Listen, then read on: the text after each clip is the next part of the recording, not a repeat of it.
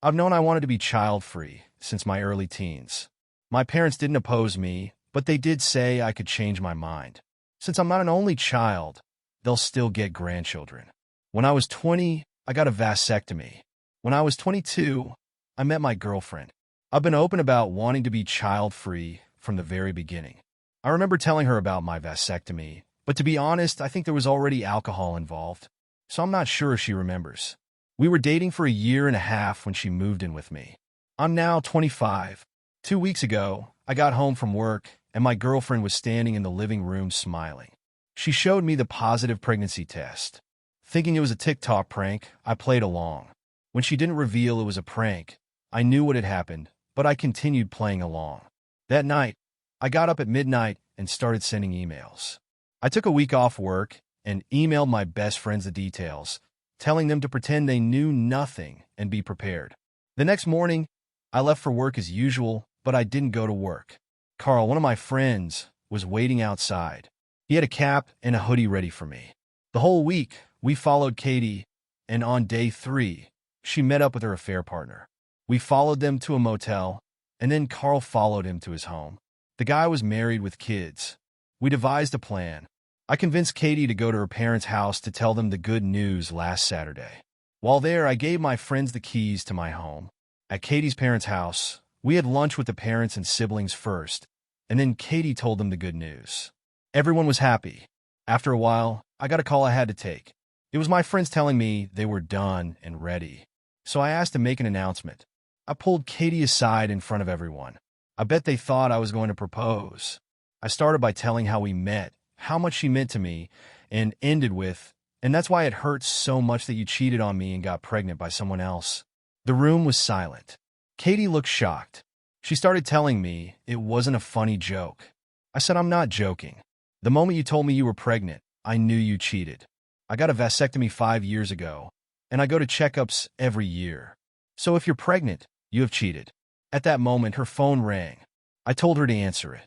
It was probably AP's full name. You know, the real father of your baby.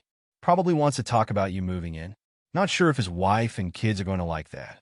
What happened was that my friends had loaded up everything of Katie's in a U-Haul and brought it to AP's home.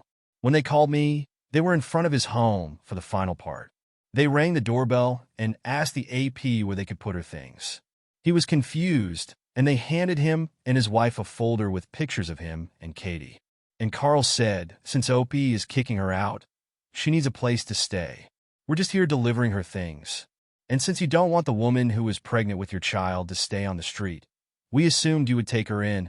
AP called Katie yelling that she ruined his life, and he never wants to see her again.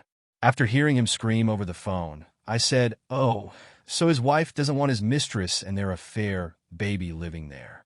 So you'll have to stay here. With your parents?" With that, I walked away, leaving a crying Katie and her confused and angry family behind. My friends brought the U-Haul with her stuff to her parents' house after the AP refused to accept it. I went home where my sister was waiting for me. She knew everything.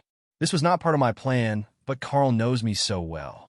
I broke down and cried in my sister's arms. She stayed the weekend taking care of me, allowing me to grieve and process the betrayal. Update. It's been a week since I dumped Katie at her parents' house. My boys cleaned out my home and brought everything of Katie's to her parents. But because I didn't have time to mark everything that was Katie's, the boys didn't take everything that belonged to her. And they even took some things of mine. So I called her sister to arrange a meeting to exchange our belongings. The sister agreed under one condition: a sit-down with Katie to hear her out. I would have just left everything there, but the tablet had some pretty important work stuff, so I agreed to hear Katie out. But I made it very clear that there was no chance of us getting back together. Katie was a shadow of her former self. She started with small talk, but I quickly told her I wasn't there for that. She wanted to apologize. Here's where I almost lost it. I wanted to yell at her for destroying our relationship. I wanted to yell that I can't accept a simple apology for destroying my trust. But I didn't yell. I was quiet. I didn't accept the apology. I also didn't reject the apology. I just said nothing.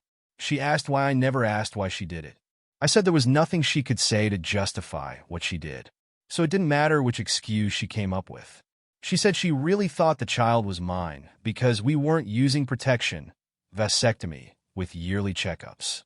And she was hoping that I would change my mind about being child-free as soon as I saw that she was pregnant. I told her that was a very dumb assumption, and she clearly did not use any protection with her affair partner. She told me she thought it was unfair of me to expose the affair to her family. I didn't have to do that. My response was, that's right, I didn't have to. I chose to. Just like you chose to cheat on me, just like AP chose to cheat on his wife. These are just the consequences of those choices. She asked me if we still had a chance if she aborted the baby. I told her keeping or aborting the baby wouldn't change her betrayal. She can do what she wants. We are not getting back together. I was done. I heard her out. She didn't tell me anything I didn't already know. So I got up and took my stuff and was about to leave when she said, I love you. My response was, no, you don't. If you loved me, you would never have betrayed and hurt me like you did. I loved you.